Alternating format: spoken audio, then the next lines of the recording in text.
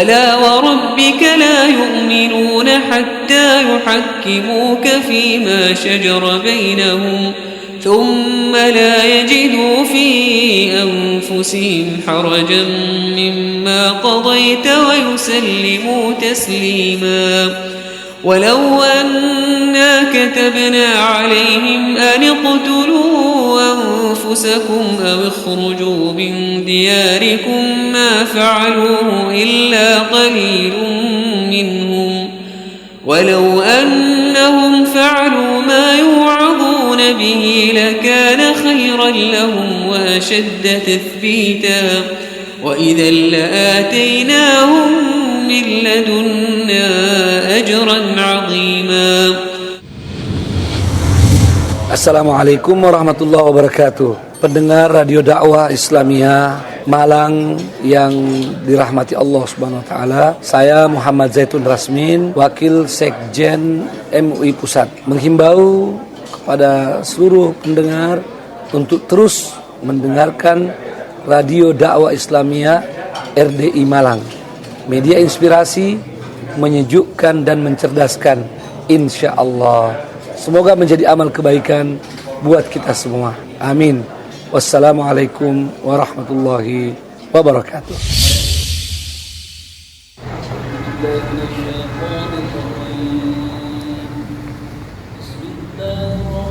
Sahabat RDI, sesaat lagi kita ikuti program ngasuh Ngaji Sore Bulan Ramadan di bawah naungan Al-Quran bersama Ustadz Abdullah Saleh Hadromi Hafizahullahu Ta'ala, yang disiarkan langsung dari studio Radio Dakwah Islamiyah RDI FM di kawasan Kompleks Masjid An-Nur Jagalan Malang, dan bisa disaksikan melalui madanitv.net, channel YouTube An-Nur Jagalan, dan fanspage Facebook RDI Malang.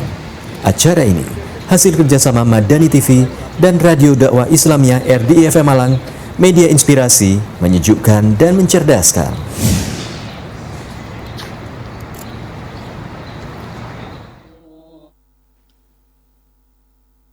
Assalamualaikum warahmatullahi wabarakatuh. Alhamdulillahirabbil alamin, wassalatu wassalamu ala sayyidil anbiya'i wal mursalin nabiyina Muhammadin wa ala alihi wa sahbihi ajmain. Alhamdulillah, sahabat RDI, rekan dakta dan juga pemirsa Madani TV, kita bersyukur kepada Allah Subhanahu wa taala atas nikmat yang telah dikaruniakan kepada kita pada kesempatan hari ini. Kita sudah melaksanakan ibadah puasa di hari yang ke-12. Semoga Allah Subhanahu wa taala menerima amal ibadah kita. Dan di sore hari ini sebelum kita berbuka, kita sempatkan untuk senantiasa menyimak program di bawah naungan Al-Qur'an, tentunya bersama Ustadz Abdullah Hadrami hafizahullahu taala. Dan tentunya di kesempatan sore hari ini kita masih berada di studio RDI FM Malang, dan acara ini alhamdulillah bisa terlaksana atas kerjasama, tentunya atas izin dari Allah Subhanahu wa taala dan kerjasama dari Madani TV, Radio Dakta 107 FM Bekasi, dan Radio Dakwah Islamiyah RDI FM Malang. Insya Allah untuk acara ini bisa Anda ikuti di beberapa media sosial, diantaranya di fanpage Facebook RDI Malang dan juga di RDI An-Nur. Lalu juga Anda bisa menyimaknya di Madani TV dan juga aplikasi yang lainnya. Alhamdulillah, insya Allah di kesempatan sore hari ini kita akan kembali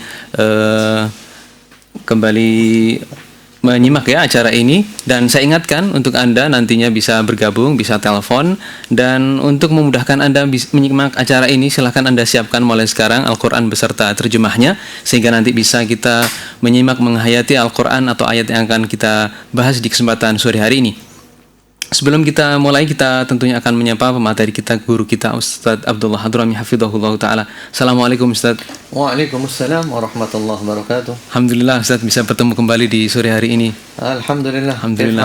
Alhamdulillah Ustadz, baik Ustadz. Bagaimana kabar keluarga Ustadz? Alhamdulillah semuanya baik, selalu dalam lindungan Allah. Semoga antum dan semuanya selalu dalam lindungan Allah. Amin ya Rabb, amin ya Rabb.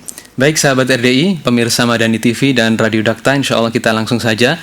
Saya ingatkan juga bahwasanya nanti kita akan ikuti acara ini sampai jam 5, dan materi akan disampaikan selama 40 menit, dan setelah itu silahkan Anda bisa bergabung, telepon di nomor 081 334 183 554. Baik, insya Allah kita akan mulai, dan semoga Allah Subhanahu wa taala memberikan kepada kita ilmu yang bermanfaat. Kepada Ustadz kami persilahkan, monggo Ustadz. Baik, jazakallahu khair, barakallahu fiik.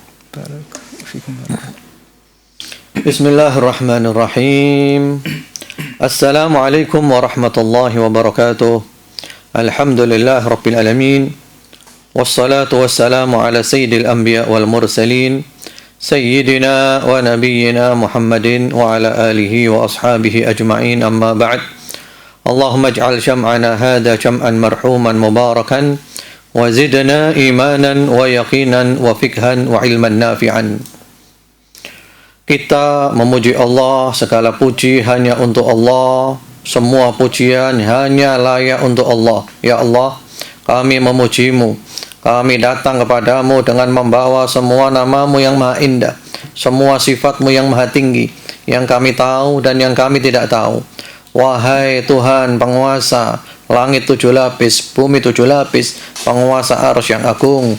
Wahai Tuhan penguasa alam semesta, wahai Allah, wahai Rabb, ya Allah, berikanlah kepada semua pendengar acara ini, semua pemirsa acara ini, sahabat RDI, pemirsa Madani TV, rekan Dakta, berikanlah kepada semuanya rahmat kasih sayangmu, berikanlah kepada semuanya keimanan, keyakinan, kefahaman, dan ilmu yang bermanfaat, ilmu yang menjadikan semakin dekat kepadamu.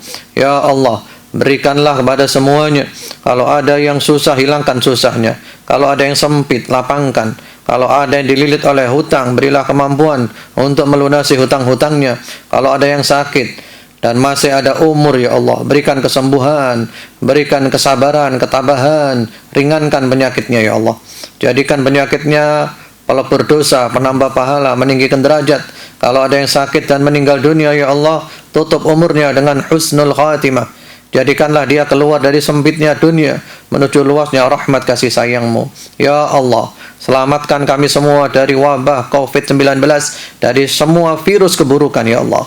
Wahai Tuhan, kami yakin Engkau mendengar kami, Engkau melihat kami, dan Engkau mengabulkan doa-doa kami. Allahumma salli ala Muhammad wa ala ali Muhammad wa sallim tasliman katsira. Curahkan salawat dan salammu, ya Allah, kepada Nabi Muhammad dan keluarga Nabi Muhammad. Segala puji hanya untukmu, ya Allah. Wahai Rabbul Alamin, Rabb, Tuhan, pencipta, penguasa, yang mengendalikan, yang mengatur seluruh alam semesta. Allahumma amin. Kabulkan doa kami, ya Allah. Sahabat RDI, pemirsa Madani TV dan rekan Dakta, barakallahu fikum. Semoga barakah dari Allah menyertai Anda semuanya, kapanpun dan dimanapun Anda berada. Kita bertemu kembali di bawah naungan Al-Quran. Kita akan mengkaji juz yang sesuai dengan hari ini. Hari ini Ramadan, hari ke-12. Kajian kita adalah juz yang ke-12. Kita akan mengambil faedah-faedah dari juz yang ke-12. InsyaAllah Anda semuanya, kita semuanya, Allah jadikan sebagai ahlul Quran, keluarga Al-Quran, sahibul Quran, sahabat Al-Quran, yang selalu membaca, mempelajari, berusaha memahami dan mengamalkan Al-Quran.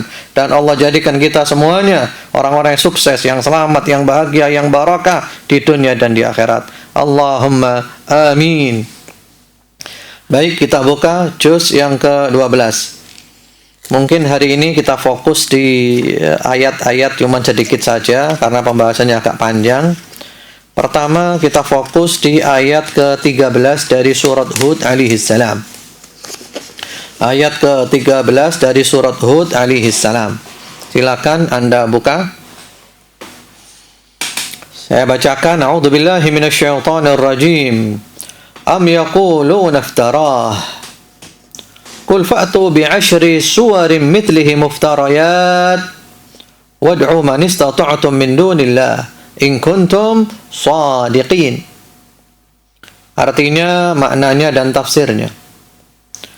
Apakah mereka mengatakan Muhammad sallallahu alaihi wasallam itu mengada-adakan Al-Quran? Katakanlah, jawablah, kamu buat 10 surat yang seperti Al-Quran. Dan kamu minta bantuan siapapun yang kamu mampu selain daripada Allah. Jika tuduhanmu benar, Al-Quran adalah bikinan Nabi Muhammad SAW, tentu kamu bisa membikinnya juga. Wah, ini Masya Allah. Ya, kita akan bahas ayat ini agak panjang, tapi insya Allah banyak faedahnya.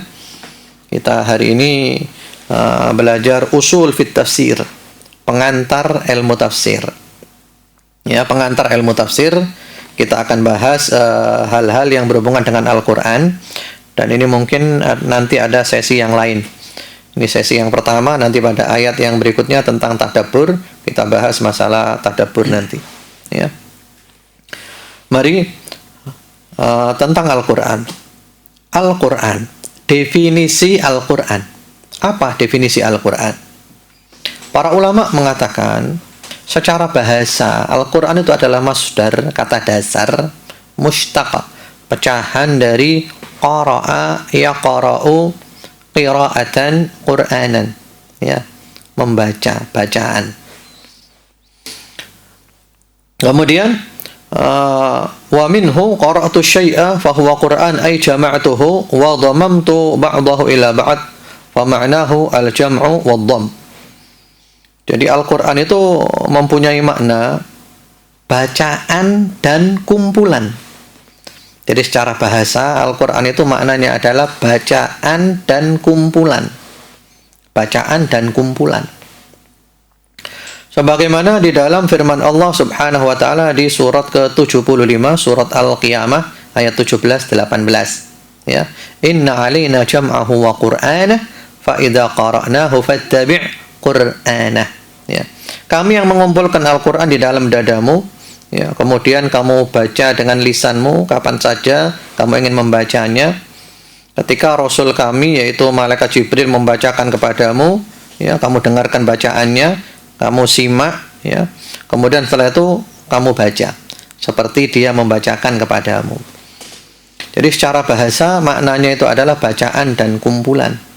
Karena di dalamnya ada kumpulan-kumpulan kisah-kisah, ya, kumpulan larangan dan perintah, kumpulan janji dan ancaman, ya, kumpulan ayat-ayat dan surat-surat.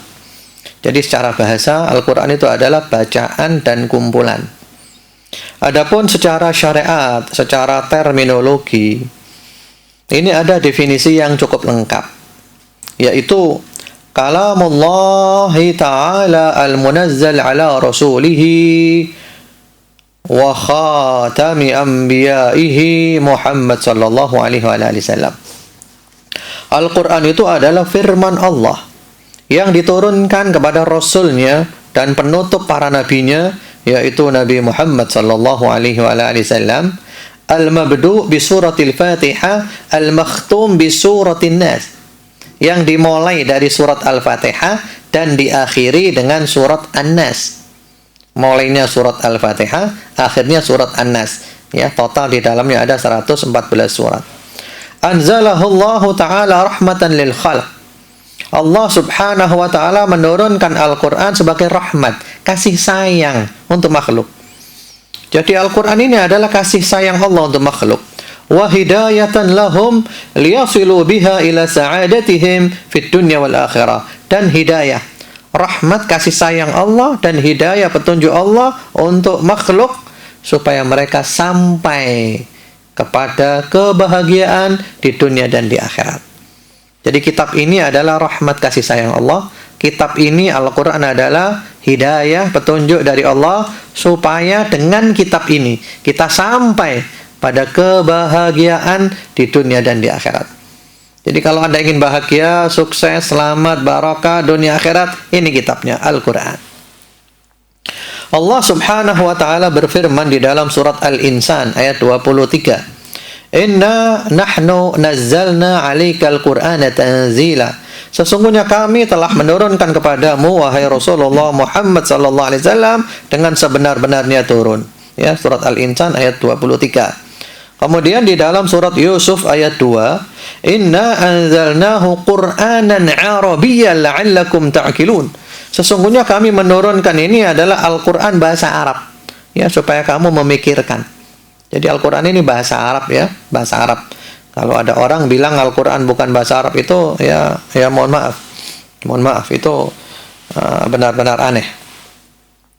Kemudian di dalam kitab-kitab akidah ahli sunnah wal jamaah, ketika membahas masalah akidah kita berhubungan dengan Al-Quran, di sana selalu ada redaksi yang berbunyi minhu bada wa ilaihi ya'ud. Minhu bada wa ilaihi ya'ud. Al-Quran itu berasal dari Allah. Yang berfirman pertama kali itu Allah, munculnya dari Allah, ya. Dan Al-Quran itu akan kembali kepada Allah. Jadi Al-Quran dari Allah, yang bicara Allah, itu firman Allah, kalamullah. Ya, kalamullah adalah sifat Allah adalah bagian daripada zat Allah. Dan Al-Quran akan kembali kepada Allah. Nah ini, di antara maknanya kata para ulama, Al-Quran ini nanti akhir zaman menjelang kiamat akan kembali kepada Allah. Ini bakal dicabut kembali oleh Allah. Ya, dan sekarang sudah semakin dekat kiamat. Nanti Anda akan membuka Al-Quran ini, nggak ada. Ya, tinggal kertasnya aja, udah nggak ada. Diambil oleh Allah, dicabut kembali. Orang-orang yang ada hafalan di dalam dadanya hilang, dicabut, diambil oleh Allah. Karena bumi sudah rusak, penuh dengan maksiat, penuh dengan kekufuran, penuh dengan kesyirikan. Nggak layak ini kitab suci ada di sini. Ya, diambil oleh Allah. Dan itu ada riwayat yang sahih. Saya bacakan riwayatnya.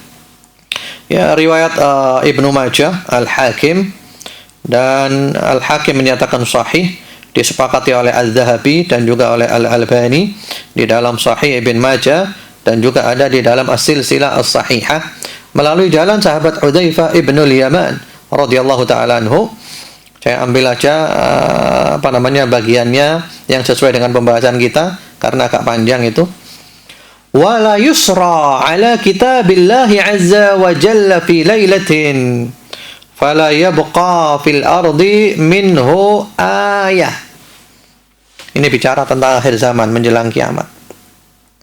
Lewat satu malam, ya, ternyata pada malam itu Al-Quran dicabut kembali oleh Allah.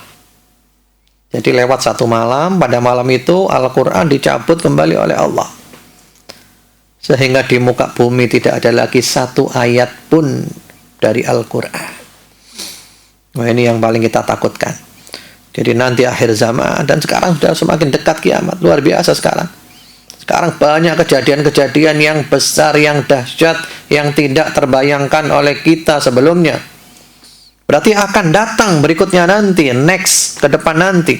Akan banyak kejadian-kejadian besar yang tidak terduga. Contohnya COVID-19 ini aja, ini luar biasa ini. Ya. Yang kita khawatirkan adalah masa ini. Masa ketika itu Allah mencabut kembali Al-Quran. Lewat satu malam, Al-Quran diambil lagi oleh Allah. Di dada nggak ada Al-Quran. Orang membuka mushaf pun yang ada hanya kertasnya saja. Al-Qurannya nggak ada. Diambil oleh Allah. Karena itu, sebelum dicabut kembali oleh Allah, jangan disia-siakan. Ini kitab suci. Ini kitab suci, jangan disia-siakan. Baca ini. Pelajari ini. Ya, jangan disia-siakan kitab ini. Ini kitab dahsyat, kitab hebat, luar biasa. Masya Allah, tabarakallah. Kemudian berikutnya lagi, Al-Quran ini dijaga oleh Allah. Al-Quran itu ya ini, dijaga oleh Allah ini. Dijaga oleh Allah. Siapapun yang berusaha menambahi, mengurangi, merubah-rubah, ya, maka akan terbongkar sepanjang masa. Nggak bisa.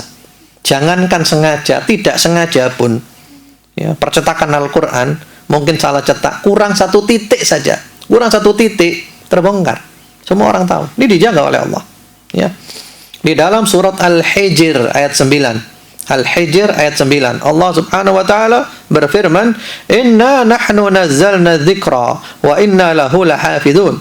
Sesungguhnya kami ya telah menurunkan Al-Qur'an dan kami pasti menjaganya. Ini dijaga oleh Allah.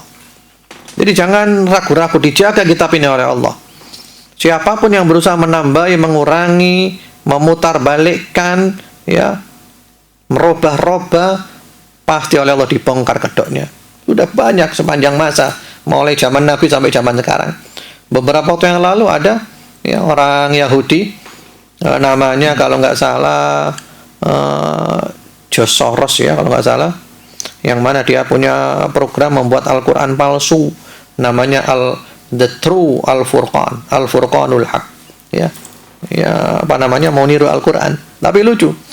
Jadi Al-Quran oleh dia diacak-acak itu, ya percuma lah. Semua orang tahu kalau ini adalah palsu. Dijaga ini oleh Allah. Kemudian nuzulul Quran, bagaimana turunnya Al-Quran. Ini kita sedang belajar ilmu usul fit tafsir, ya, pengantar dasar ilmu tafsir. Bagaimana turunnya Al-Quran? Al-Quran itu turun itu disebutkan oleh Allah di dalam 3 ayat. Di dalam 3 ayat. Yang pertama surat Al-Qadar ayat 1. Yang kedua surat Ad-Dukhan ayat 3. Ya, yang ketiga di surat Al-Baqarah ayat 185. Ya, Al-Qadar ayat 1, Ad-Dukhan ayat 2, Al-Baqarah 185. Al-Qadar ayat 1, Inna anzalnahu fi lailatul qadar. Kami turunkan Al-Quran pada Lailatul Qadar. Ad-Dukhan ayat 3, Inna anzalnahu fi lailatin mubarakah. Kami turunkan Al-Quran pada malam yang penuh barokah. Malam yang penuh barokah.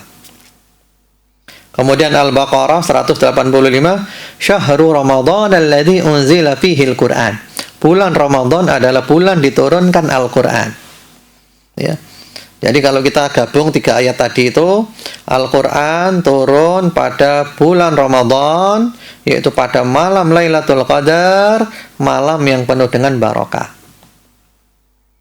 Yang dimaksud Al-Quran turun pada Lailatul Qadar, bulan Ramadan, malam penuh berkah, itu adalah pertama turun kepada Nabi Muhammad SAW. Jadi pertama turun, nanti ada pembahasannya ya, ayat yang pertama turun. Itu ketika pertama turun kepada Nabi Muhammad SAW, ketika beliau berada di Gua Hira, ya, itu pada Lailatul Qadar, bulan Ramadan, malam yang penuh barokah. Kemudian setelah itu turun kepada Nabi Muhammad SAW secara berangsur-angsur 23 tahun. 13 tahun periode Mekah dan 10 tahun periode Madinah.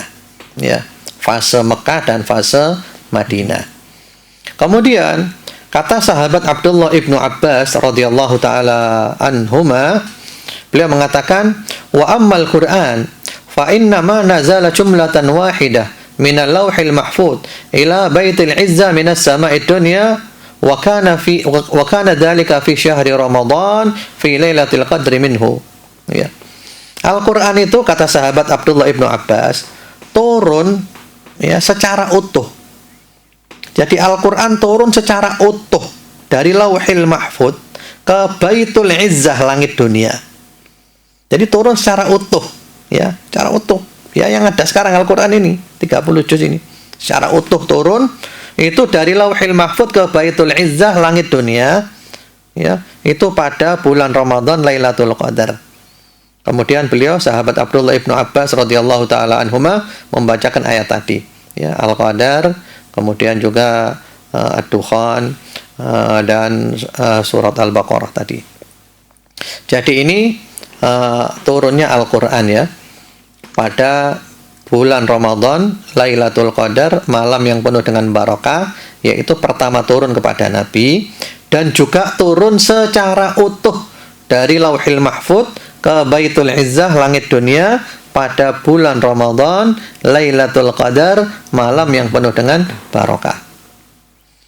Kemudian setelah itu turun kepada Nabi ya berangsur-angsur selama 23 tahun.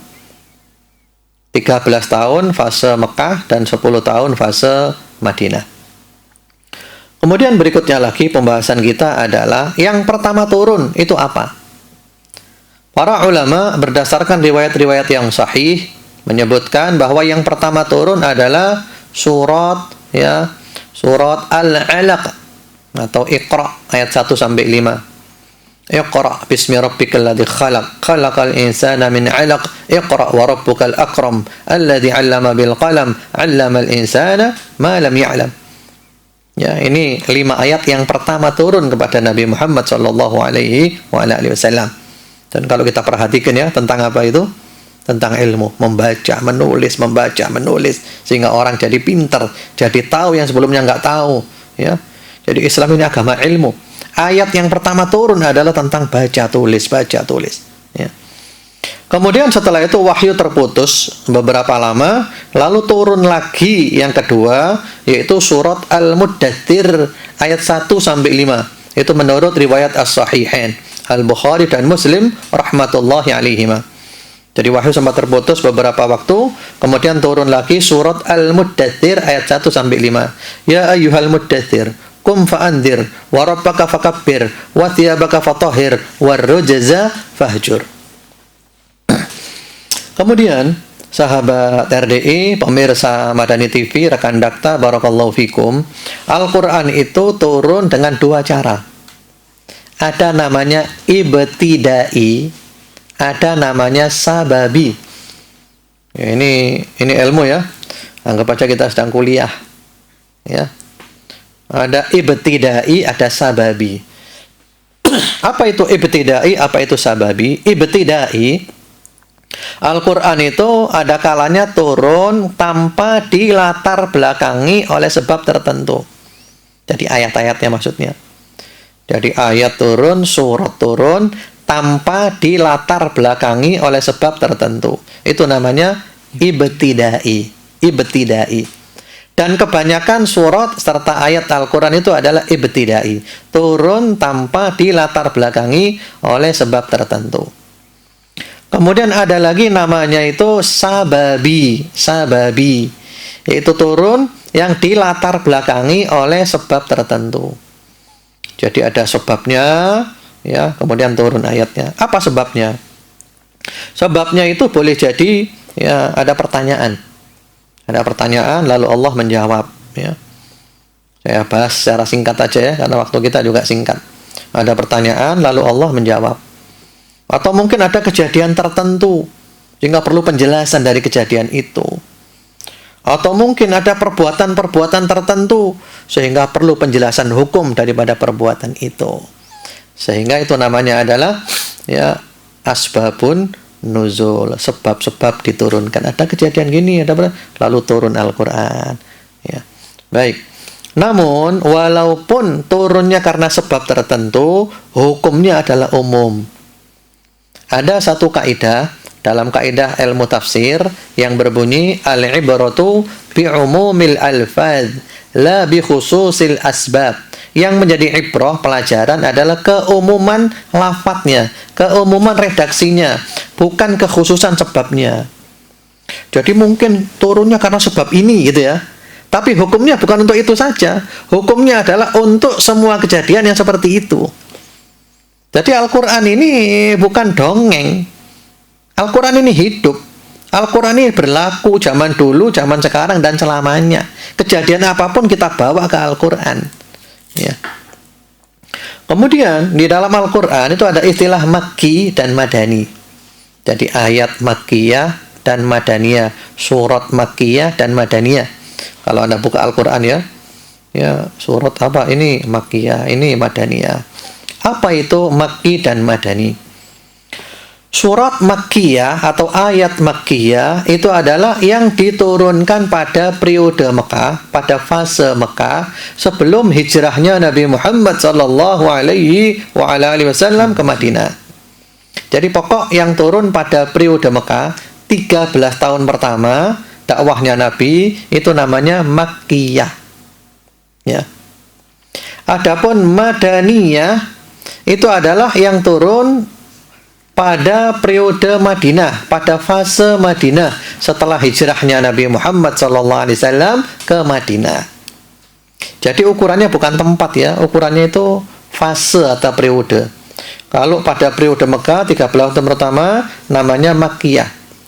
Kalau periode Madinah, fase Madinah 10 tahun terakhir itu namanya Madaniyah. Ya. Walaupun turunnya di Mekah. Kalau pada fase Madani, itu namanya adalah Madaniyah. Contohnya adalah di surat Al-Ma'idah ayat 3. Al-Ma'idah ayat 3. Al-yawma akmaltu lakum dinakum wa atmamtu alaikum ni'mati wa raditu lakumul islam madina. Ayat ini turun di Mekah pada waktu Hajjatul Wada, haji perpisahan Nabi Muhammad SAW, tapi ayat ini masuk Madaniyah. Madaniyah. Kenapa? Karena turunnya setelah Nabi hijrah ke Madinah. Jadi itu ya penjelasan tentang Makkiyah dan Madaniyah. Semoga jelas ya. Walaupun mungkin saya agak cepat dikit ya, tapi mudah-mudahan jelas. Saya berusaha sejelas-jelasnya biidznillah, insyaallah. Kemudian ada beberapa perbedaan antara Makkiyah dan Madaniyah dari sisi uslub, gaya bahasa, dan dari sisi maudhu, materi pembahasannya. Dari sisi uslub, ya gaya bahasa, itu ayat-ayat atau surat-surat Makkiyah itu biasanya ya keras. Berbicara keras, ya keras. Kenapa? Karena yang diajak bicara itu orang-orang kafir, orang-orang penentang, orang-orang yang kepala batu, tingkat das, ya gitu. Sementara kalau ayat-ayat atau surat-surat Madaniyah itu biasanya lembut, ya. Karena yang diajak bicara itu orang-orang beriman, orang-orang beriman. Kemudian Makkiyah itu biasanya ayat-ayatnya dan suratnya itu pendek-pendek, ya. Kemudian kalau Madaniyah itu panjang-panjang, ayatnya panjang-panjang, suratnya panjang-panjang, seperti Al-Baqarah, ya panjang, bahkan ada satu ayat itu satu halaman. Kemudian dari sisi materi pembahasan, kalau ayat-ayat atau surat-surat Makkiyah itu kebanyakan berbicara tentang tauhid, tentang akidah.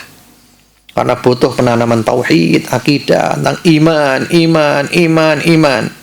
Sementara kalau ayat-ayat Madaniyah itu perincian-perincian hukum-hukum, ibadah, muamalah, bagaimana berinteraksi dengan sama manusia, itu Madaniyah. Kemudian juga ayat-ayat tentang jihad, ayat-ayat tentang orang-orang munafik, itu semua ayat-ayat Madaniyah. Karena jihad dan orang munafik itu baru ada di Madinah, dan di Mekah belum ada itu. Nah, kemudian berikutnya lagi, sahabat RDI dan pemirsa Madani TV, rekan dakta, barakallahu fikum. Bagaimana ceritanya Al-Quran bisa seperti ini? Bagaimana ceritanya? Itu kan turunnya berangsur-angsur, beberapa ayat, ya, dalam 23 tahun. 13 tahun di Mekah dan 10 tahun di Madinah. Lah terus bagaimana kok bisa jadi kitab kayak gini, tersusun rapi kayak gini? Nah, para ulama mengatakan sejarah, ya, kitabatul Quran wa jam'uhu, sejarah penulisan dan kodifikasi Al-Quran, pengumpulan Al-Quran, itu ada 3 tahapan. Ada 3 tahapan, ya. Yang pertama pada masa Nabi Muhammad SAW. Pada masa Nabi, pada zaman Nabi, itu mereka lebih bertumpu kepada hafalan. Jadi mereka lebih bertumpu kepada hafalan. Kenapa? Karena hafalan mereka kuat, ya, dan karena yang bisa baca tulis itu minim, juga karena alat-alat tulis minim sekali saat itu. Jadi mereka lebih bertumpu kepada hafalan. Jadi hafalannya kuat. Ada orang sekali dengar langsung hafal, ya. Dan juga karena minim yang bisa baca tulis dan minimnya alat-alat tulis. Jadi kebanyakan bertumpu di dada hafalan. Kalau toh ditulis itu ala kadarnya, mungkin di pelepah daun kurma, di kulit, di tulang, ya. Di alat tulis yang ada saat itu ala kadarnya. Ini tahap yang pertama pada masa Nabi Muhammad sallallahu alaihi wasallam. Kemudian tahap yang kedua pada masa Sayyidina Abu Bakar As-Siddiq radhiyallahu taala anhu, khalifatu Rasulillah sallallahu alaihi wasallam. Ya, pada masa Sayyidina Abu Bakar, tepatnya pada tahun 12 Hijriah. Jadi sepeninggal Nabi Muhammad sallallahu alaihi wasallam, tahun 12 Hijriah. Ketika itu banyak daripada para penghafal Al-Quran itu gugur pada waktu perang Al-Yamamah. Jadi ada perang namanya perang Al-Yamamah. Itu banyak para hufadul Quran, para qurra, ahli-ahli Al-Quran banyak yang terbunuh di sana. Termasuk Salim, pembantunya ya Abu Hudzaifah radhiyallahu taala anhuma, yang Rasulullah sallallahu alaihi wasallam memberikan rekomendasi untuk supaya para sahabat mengambil Al-Quran dari Salim. Salim terbunuh pada waktu perang Al-Yamamah. Lalu Sayyidina Umar ibnul Khattab radhiyallahu ta'ala anhu datang kepada Sayyidina Abu Bakar. Wahai Sayyidina Abu Bakar, ini para qurra, ya, para hufad, para ahli Al-Quran banyak yang terbunuh pada perang Al-Yamamah. Bagaimana kalau Al-Quran kita kumpulkan?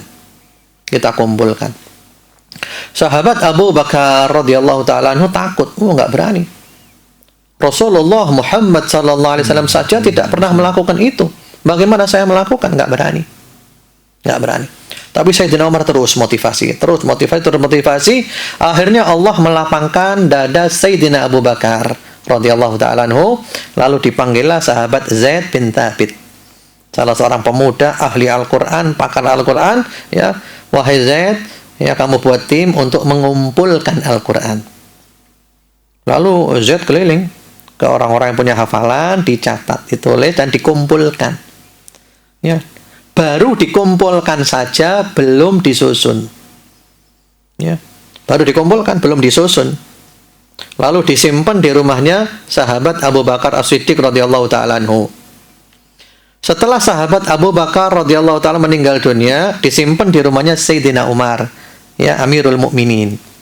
Setelah Sayyidina Umar meninggal dunia, disimpan di rumahnya Sayyidatuna Hafsah, istri Rasulullah sallallahu alaihi wasallam yang juga merupakan putri Sayyidina Umar. Disimpan di rumahnya Sayyidatuna Hafsah radhiyallahu ta'ala anha. Ini tahap yang kedua. Kemudian tahap yang ketiga, pada masa Amirul Mukminin Sayyidina Utsman bin Affan radhiyallahu taala anhu. Pada masa Sayyidina Utsman, ya. Itu tepatnya pada tahun 25 Hijriah. Tahun 25 Hijriah. Waktu itu, ya, para sahabat dan kaum muslimin yang hidup saat itu mempunyai Al-Qur'an susunan masing-masing. Ini punya Al-Quran susunan dia, ini punya Al-Quran susunan dia, punya Al-Quran susunan dia. Lalu datanglah sahabat Hudzaifah ibnul Yaman radhiyallahu ta'ala anhu kepada Sayyidina Utsman mengatakan, "Ya Amirul Mukminin, adrik hadhil ummah qabla an yakhtalifu fil kitab ka ikhtilafil yahud wan nasara." Wahai Amirul Mukminin, selamatkan umat ini. Selamatkan umat ini sebelum mereka berselisih tentang Al-Quran seperti perselisihan Yahudi dan Nasrani tentang kitab mereka. Ya, Yahudi dan Nasrani itu punya banyak versi Injil, punya banyak versi Taurat. Ya. Nah, sahabat Hudzaifah itu sahabat istimewanya Nabi Muhammad SAW yang menjadi tumpuan rahasia Nabi Muhammad SAW mengatakan, selamatkan umat ini. Al-Quran harus disusun sebelum masing-masing orang punya susunan versi masing-masing. Lalu Allah melapangkan dada sahabat Utsman bin Affan radhiyallahu ta'ala anhu. Beliau buat tim. Di antara tim itu di sana ada, ya, Zaid bin Thabit, Abdullah bin Zubair, dan yang lain-lainnya. Disusun Al-Quran, ya. Disusun sampai seperti sekarang ini, ya. Yang dimulai dari surat Al-Fatihah, kemudian Al-Baqarah, kemudian Ali Imran, kemudian An-Nisa, terus sampai, ya, Al-Ikhlas, Al-Falaq, An-Nas, 114 surat. Jadi yang nyusun ini adalah Sayyidina Utsman bin Affan radhiyallahu ta'ala anhu dengan para sahabat, sehingga disebut dengan Mushaf Utsmani. Dan Sayyidina Utsman radhiyallahu ta'ala anhu ketika menyusun ini di hadapan semua sahabat dengan persetujuan semua sahabat termasuk Ahlul Bait, termasuk keluarga Nabi Muhammad sallallahu alaihi wasallam, Sayyidina Ali, Sayyidina Hasan, Sayyidina Husain, dan semuanya radhiyallahu anhum ajma'in, ya. Jadi ini persetujuan semua sahabat. Disebutkan di dalam riwayat Abu Dawud bahwa Sayyidina Ali radhiyallahu ta'ala anhu mengatakan, wallahi ma fa'ala alladhi fa'ala fil masahif illa an mala'in minna. Demi Allah, Sayyidina Utsman ini menyusun Al-Quran ini di hadapan kami semuanya. Jadi beliau nyusun Al-Quran di hadapan kami. Jadi bukan sembunyi-sembunyi, di hadapan semua sahabat, persetujuan semua sahabat, ya. Kemudian para sahabat memujinya, fani ma ra'ait, fani ma ra'ait, itu sangat bagus pendapatmu itu, ya, usulanmu itu bagus, yang kamu lakukan itu adalah sesuatu yang bagus sekali. Jadi itu sejarah, ya, penulisan dan pengumpulan Al-Quran, kodifikasi Al-Quran. Jadi pada masa sahabat Abu Bakar cuma dikumpulkan saja, pada masa sahabat Utsman itu disusun. Ya. Jadi tadi pada masa sahabat Utsman itu beliau membuat tim. Yang dilakukan oleh tim ini pertama-tama adalah datang ke rumahnya Sayyidatuna Hafsah untuk mengambil mushaf yang disimpan di sana. Ya, diambil mushafnya lalu disusun dengan persetujuan semua sahabat. Alhamdulillah. Jadi kita nggak ada khilafiyah. Al-Qur'annya di seluruh dunia sama seperti ini. Kemudian berikutnya lagi, terus bagaimana Ustadz? Kan turunnya itu 23 tahun, 13 tahun di Mekah, 10 tahun di Madinah. Kadang turun beberapa ayat saja. Terus bisa jadi surat Al-Baqarah, bisa jadi surat Ali Imran. Gimana ceritanya? Ya. Lah di sini para ulama mengatakan tartibul Quran, susunan Al-Quran itu ada 3. Jadi susunan Al-Quran itu ada 3. Yang pertama-tama adalah tartibul kalimat, susunan kata per kata. Susunan kata per kata. Alhamdulillahi Rabbil Alamin, itu kata per kata. Ya. Kalau ini fahada tsabitun bin nassi wal ijma'. Susunan kata per kata memang ini berdasarkan nas dan berdasarkan kesepakatan. Jadi memang paketnya dari Allah itu seperti itu. Jadi nggak boleh orang ngaji dirubah-rubah. Lillahil hamdu rabbil alamin, nggak boleh. Jadi kata per kata memang dari Allah. Itu susunan yang pertama. Yang kedua, tartibu al-ayat, susunan ayat. Ya, Bismillahirrahmanirrahim ayat 1. Ya, Alhamdulillah rabbil alamin ayat 2. Ar-Rahmanirrahim ayat 3. Maliki yaumiddin ayat 4. Ya. Iyyaka na'budu wa iyyaka nasta'in ayat 5. Ihdinas siratal mustaqim ayat 6. Siratal ladzina an'amta 'alaihim ghairil maghdubi 'alaihim waladdallin. Amin. Kemudian Al-Baqarah. Alif Lam Mim ayat 1. Dzalikal kitab ayat 2 dan seterusnya. Nah, tartibul ayat ini juga tsabitun bin nassi wal ijma'. Ini juga berdasarkan nas dan kesepakatan. Memang ini paketnya dari Allah seperti itu. Jadi paketnya dari Allah seperti itu. Jadi orang nggak boleh baca Al-Quran kebalik. Ya, misalnya Ar-Rahmanir-Rahim, Alhamdulillahi Rabbil Alamin, Bismillahirrahmanirrahim, Maliki Yaum. Nggak boleh dibalik-balik, nggak boleh, harus urut.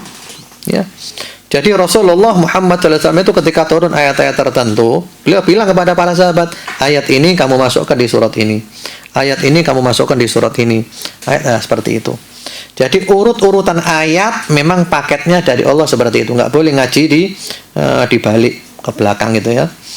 Kemudian yang ketiga adalah tartibus suwar, urut-urutan surat. Kenapa kok Al-Fatihah surat nomor 1? Kemudian Al-Baqarah kok nomor 2? Kemudian Ali Imran kok nomor 3? Kemudian An-Nisa kok nomor 4 dan seterusnya gitu kan. Nah, kalau urut-urutan surat ini kata para ulama fahadata bitun bil ijtihad. Ini adalah ijtihad para sahabat semuanya. Ini ijtihad para sahabat semuanya. Sehingga misalnya orang ngaji itu nggak urut nggak apa-apa. Seperti Nabi Muhammad SAW pernah membaca Al-Quran malam hari ketika sholat, ya Al-Baqarah, kemudian An-Nisa. Setelah An-Nisa baru ya Ali Imran. Nah itu nggak apa-apa. Misalnya Anda baca Al-Quran Al-Kahfi dulu, setelah Al-Kahfi kemudian Al-Baqarah, setelah Al-Baqarah kemudian Yasin, nggak apa-apa, boleh. Ya boleh. Namun para ulama menganjurkan lebih afdal dibaca urut saja seperti yang ada sekarang ini, setelah khatam diulangi lagi. Hanya ada beberapa surat yang memang kalau kita baca harus urut, yaitu surat-surat yang Rasulullah Muhammad SAW membacanya selalu urut. Contohnya apa? Contohnya kalau sholat Jumat, Rasulullah Muhammad SAW itu selalu membaca ya surat Al-A'la rakaat pertama, kemudian kedua Al-Ghasyiyah. Nggak boleh kita rakaat pertama Al-Ghasyiyah, kedua Al-A'la, nggak boleh. Kenapa? Karena Nabi selalu urut itu. Demikian pula ya Al-Falaq dan An-Nas. Misalnya kita sholat rakaat pertama Al-Falaq, ya kedua An-Nas, nggak boleh dibalik. An-Nas dulu kemudian Al-Falaq. Kenapa? Karena Nabi bacanya selalu berurutan itu. Ya, surat-surat tertentu saja. Kemudian berikutnya lagi, penamaan surat. Yang memberi nama surat-surat itu siapa sih? Ya. Nah, para ulama mengatakan ada nama-nama surat yang memang itu dari Nabi langsung. Yaitu nama-nama surat yang sudah ada semenjak zaman Nabi. Tapi nggak semuanya. yang tidak ada riwayat bahwa penamaan itu sudah ada pada masa Nabi Muhammad SAW, berarti itu adalah ijtihad para sahabat Nabi Muhammad SAW. Nama-nama surat. Sehingga kadang satu surat ada beberapa nama, itu nggak ada masalah itu ya. Itu biasa penamaan aja. Ya. Kemudian berikutnya lagi yang terakhir, setelah itu kita buka sesi tanya jawab. Tadi sudah kita bahas bahwa Al-Quran ini oleh Allah dijaga. Siapapun yang berusaha menambah-nambahi, mengurang-urangi, merubah-rubah, pasti oleh Allah dibongkar. Sebagaimana firman Allah di dalam surat Al-Hijr ayat 9, Inna nahnu nazzalna dzikra wa inna lahu lahafidun. Kami yang telah menurunkan Al-Quran dan kami yang pasti berjanji menjaga Al-Quran. Ini dijaga oleh Allah. Ya. Ini juga berhubungan dengan ayat tadi yang kita bahas ya, surat Hud ayat 13. Mereka dulu ada pada zaman Nabi itu meragukan. Itu Al-Quran bikinannya Muhammad. Al-Quran bikinannya Muhammad. Muhammad ngarang sendiri. Lalu oleh Allah ditantang. Mari kita lihat tahapan-tahapan ya tantangan Allah kepada mereka-mereka yang menuduh Al-Quran ini adalah bikinan Muhammad sallallahu alaihi wasallam. Yang pertama, tantangan Allah di surat Al-Isra. Surat Al-Isra ayat 88. Al-Isra 88. Qul la in ijtama'atil insu wal jinnu ala ay ya'tu bimithli hadzal Qur'an la ya'tuna bimithlihi walau kana ba'dhuhum li ba'dhin dhahira. Katakanlah, jika sekiranya jin dan manusia kumpul semuanya untuk membuat seperti Al-Qur'an ini, mereka tidak akan bisa membuat seperti Al-Qur'an ini walaupun mereka saling tolong-menolong, saling bantu-membantu. Ini yang pertama. Ya, Allah nantang, wahai manusia, wahai jin, kalau kamu ragu-ragu bahwa ini adalah dari Allah dan kamu menuduh ini adalah bikinan Nabi Muhammad SAW, silakan. Manusia semuanya kumpul, ahli bahasa, ahli sastra, orang paling pinter, orang paling dahsyat, plus jin semuanya kumpul. Coba kamu buat Al-Quran seperti ini, 114 surat, bisa apa enggak? Nggak bisa. Berarti apa? Berarti ini bukan bikinannya Nabi Muhammad SAW. Kalau ini bikinannya Nabi Muhammad SAW, susunannya Nabi Muhammad SAW, berarti mereka juga bisa bikin. Toh mereka juga, apalagi zaman Nabi dulu, ahli sastra, yang mereka saat itu ada pasar namanya Suq Uqad, ya, mereka kumpul di pasar itu, pasar tahunan untuk adu syair. Ya, adu puisi. Puisinya hebat, luar biasa, dahsyat. Yang puisinya menang itu digantung di Ka'bah. Sehingga ada dikenal dengan Al-Mu'allaqat As-Sab', Al-Mu'allaqat Al-Ashr, yaitu 10 atau 7 puisi yang digantung di Ka'bah karena hebat. Kalau ini bikinan Nabi Muhammad SAW, kamu bisa bikin? Nggak bisa. Ya, manusia dan jin nggak bisa semuanya. Yang kedua, Allah menurunkan tantangannya. Ini yang kita bahas tadi di surat Hud ayat 13. Am yaquluna iftarah Qul fa'tu bi'ashri suwarin mithlihi muftarayat wad'u man istata'tum min dunillah in kuntum shadiqin. Apakah mereka menuduh iftara Nabi Muhammad SAW mengada-adakan Al-Quran, ngarang Al-Quran, membuat Al-Quran sendiri? Maka kamu jawab, kamu buat 10 surat saja, nggak banyak-banyak. Ini Al-Quran ada 114 surat. Kamu buat 10 surat aja, nggak banyak-banyak. Yang pendek-pendek nggak apa-apa. Kamu buat 10 surat yang seperti Al-Quran. Ya. Silakan kamu minta bantuan siapapun, silakan selain Allah. Minta bantuan manusia, jin, malaikat, minta bantuan siapapun silakan selain Allah. Kalau kamu benar, tuduhanmu benar, ini bikinannya Nabi Muhammad SAW, kamu bisa bikin. Kamu bisa bikin. Hasilnya nggak bisa. Cuma 10 surat aja nggak bisa. 10 surat pendek-pendek pun nggak bisa. Berarti apa? Berarti ini bukan bikinannya Nabi Muhammad SAW. Ini firman Allah. Kalau ini bikinannya Nabi Muhammad SAW, kamu juga bisa bikin. Baik, Allah turunkan tantangannya. Yang ketiga, di surat Al-Baqarah, ayat nomor 23.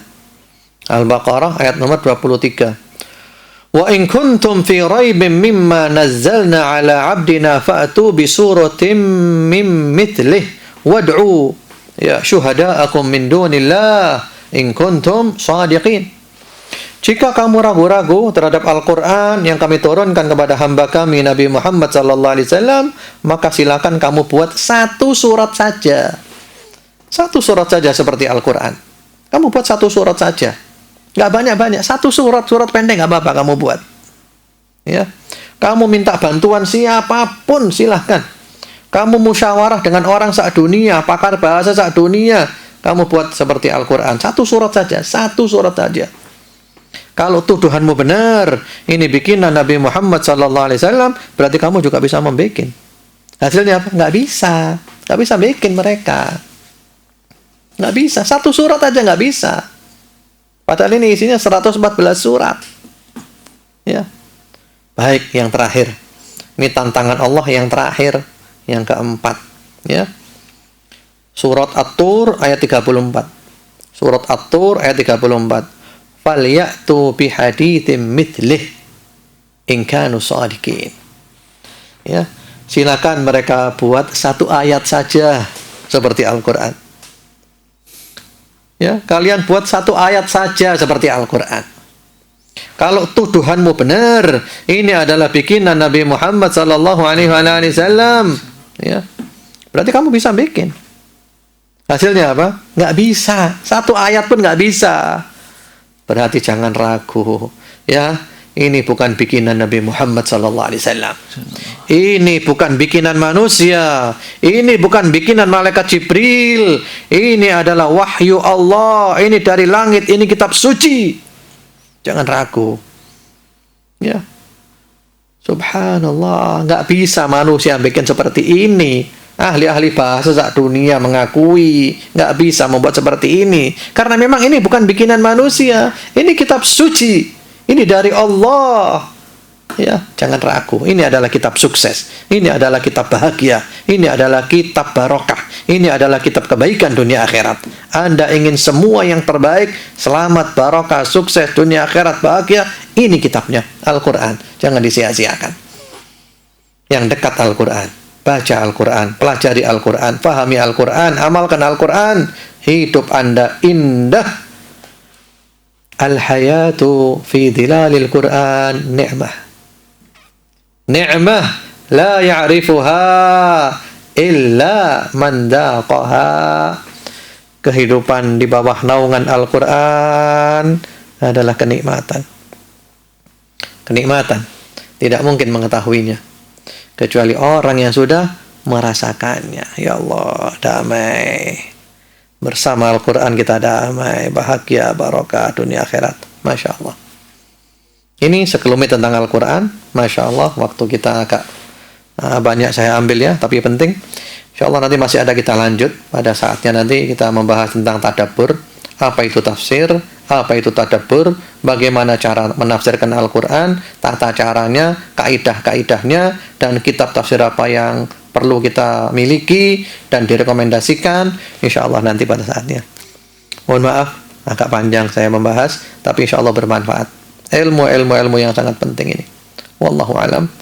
Sisa-sisa waktu yang ada, saya kembalikan kepada Al-Ah Abu Hamzah. Tafadhal. Barakallahu fiik. Barakallah. Alhamdulillah, sahabat RDI, rekan dakta dan pemirsa Madani TV, insya Allah kita akan rehat sejenak ya. Nanti silakan kalau mau telepon, ada waktu sedikit, kita manfaatkan di 081 334 183 554. Insya Allah kita akan kembali setelah yang berikut ini.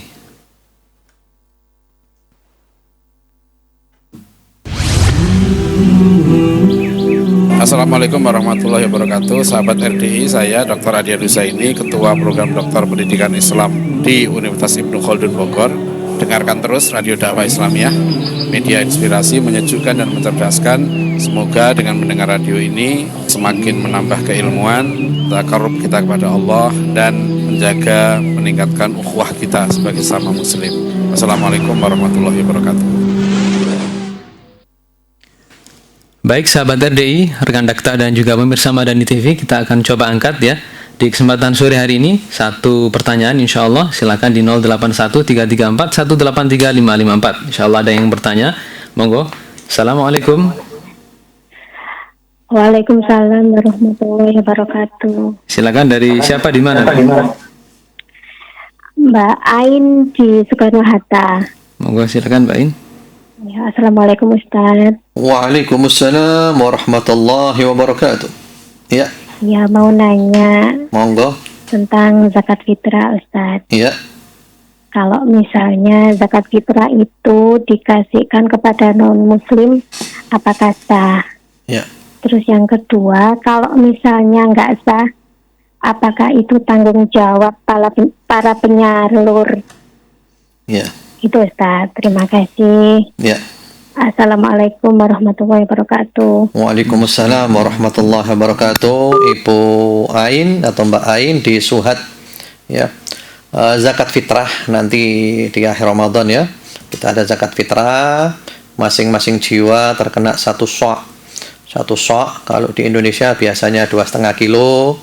Sebagian ulama mengatakan 3 kilo, ya nggak masalah lah, semuanya insya Allah punya hujjah. Bahkan sebagian ulama malah mengatakan kurang dari 2,5 kilo.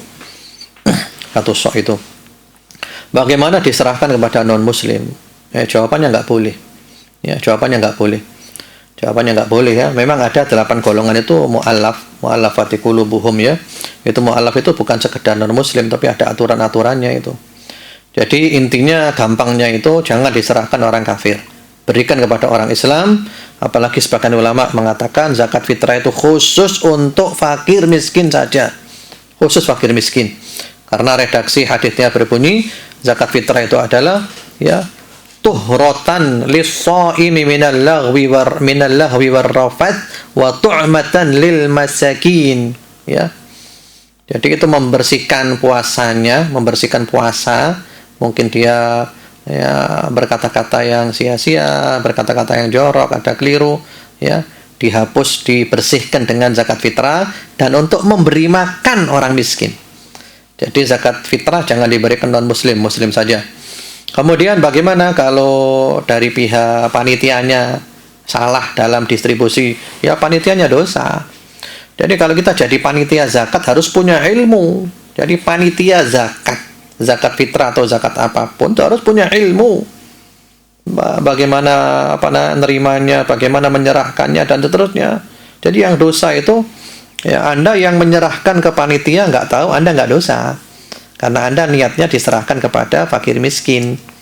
Nah, panitia memberikan kepada orang kafir, ya panitianya yang dosa. Panitianya yang dosa. Jadi Anda nggak dosa, ya. Jadi yang dosa panitianya. Baik, semoga jelas. Wallahu a'lam. Tambah lagi, Ustaz? Tambah lagi satu. Baik, silakan apabila ada yang bergabung. Baik, alhamdulillah. Assalamualaikum. Assalamualaikum. Waalaikumsalam warahmatullahi wabarakatuh. Dari siapa, di mana, Bu? Dari Bumada Krim, Ganda. Ya, ya. Monggo, Bu. Mari silakan Bu Mada. Yes. Ini berkaitan dengan kemarin, Ya. Berkaitan dengan ayat Al-Quran yang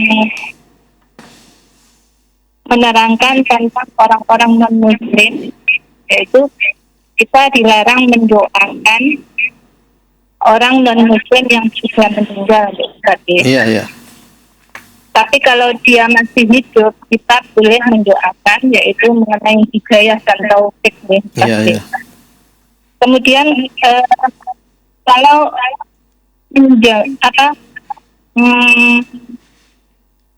non-muslim itu meninggal dunia, Ustaz, kita Ya. seorang muslim, apakah diperbolehkan kita bertakziah kepada orang non-muslim yang sudah Ya. meninggal?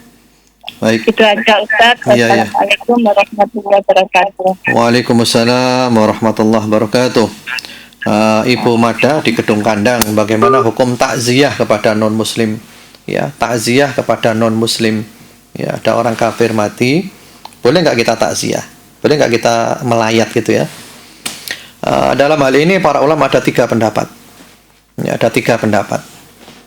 Pendapat yang pertama mengatakan tidak boleh, titik. Pokoknya nggak boleh, titik. Ini pendapat pertama. Ya, pendapat yang kedua mengatakan boleh, titik, mutlak boleh. Ya, itu pendapat yang kedua. Pendapat yang ketiga fihi tafsil, perlu diperinci. diperinci, ya. Kalau ketika kita takziah, itu akan menampakkan keindahan Islam, ya, sehingga mereka itu akan simpati kepada Islam. Wah, Islam itu baik ya, Islam itu bagus ya, Islam itu wah, ya. Nah, itu nggak apa-apa, boleh. Tapi kalau kita takziah malah menunjukkan kehinaan Islam, orang Islam itu nggak punya harga diri ya, nggak punya prinsip orang Islam itu, ya seperti itu, nggak boleh takziah. Jadi diperinci Bu ya. Jadi ketika Ibu takziah itu nanti, apakah kesannya menampakkan Islam itu indah? Bukan mendoakan loh ya, takziah. Seperti contohnya ya, seperti ada orang punya tetangganya orang kafir non muslim, baik sekali, baik, hubungannya antar tetangga baik. Lalu ketika meninggal dunia tetangganya itu, tetangga yang muslim takziah, bukan mendoakan ya, takziah, datang ke sana. Itu kesannya apa? Oh, Islam itu baik ya, ternyata perhatian kepada tetangga ya. Oh, itu tidak apa-apa, bagus. Jadi kalau takziah itu kesannya adalah Islam itu mulia, Islam itu indah, enggak apa-apa. Tapi kalau takziah nanti kesannya Islam itu hina, Islam itu rendah, Islam itu enggak punya harga diri, jangan takziah. Dan masing-masing tahu kondisinya. Jadi yang benar itu ya. Jadi dilihat situasi dan kondisi, dan masing-masing orang tahu situasi dan kondisi di tempatnya, di daerahnya masing-masing. Saya kira jelas. Wallahu a'lam. Tanpa terasa sudah hampir pukul 5. Mudah-mudahan kajian kita ini bermanfaat. Terus di sini kita insya Allah menjadi ahlul Quran, keluarga Al-Quran, sahibul Quran, sahabat Al-Quran, yang membaca, mempelajari, berusaha memahami dan mengamalkan Al-Quran, dan Allah jadikan kita orang-orang yang sukses, yang selamat, yang bahagia, yang barakah di dunia dan di akhirat. Mudah-mudahan sehat walafiat, istiqamah sampai mati, husnul khatimah. Allahumma amin. Subhanakallahumma bihamdika asyhadu an la ilaha illa anta astaghfiruka wa atubu ilaik. Wassalamualaikum warahmatullahi wabarakatuh. Saya kembalikan ke Abu Hamzah. Fadhal. Nah, Ustaz, syukuran jazakumullah khairan katsiran atas kehadiran dan juga ilmunya. Demikian tadi sahabat RDI, rekan Dakta dan juga pemirsa Madani TV telah kita ikuti edisi hari ini ke-12 ya, di bawah naungan Al-Quran. Jangan lewatkan edisi berikutnya, yaitu besok ya, insyaallah di waktu yang sama di jam 4 sampai jam 5. Terima kasih atas perhatian Anda, dan juga tidak lupa kami ucapkan terima kasih kepada seluruh kru RDI FM, Madani TV dan juga rekan Dakta. Semoga Allah Subhanahu wa taala mengumpulkan kita nanti di hari kiamat bersama Nabi kita Muhammad sallallahu alaihi wasallam semuanya. Amin ya rabbal alamin. Demikian saya Abu Hamzah undur diri. Assalamualaikum warahmatullahi wabarakatuh. Waalaikumsalam warahmatullahi wabarakatuh. Baru saja kita ikuti ngaso ngaji sore bulan Ramadan di bawah naungan Al-Quran bersama Ustadz Abdullah Saleh Hadromi Hafizahullahu Ta'ala, yang disiarkan secara langsung dari studio Radio Dakwah Islamiyah RDI FM di kawasan Kompleks Masjid An-Nur Jagalan Malang, dan bisa disaksikan melalui madanitv.net, channel YouTube An-Nur Jagalan, dan fanspage Facebook RDI Malang. Dengarkan siaran ulangnya setiap hari dari jam 5 sampai 6 pagi. Acara ini hasil kerjasama Madani TV dan Radio Dakwah Islamiyah RDI FM Malang, media inspirasi, menyejukkan dan mencerdaskan.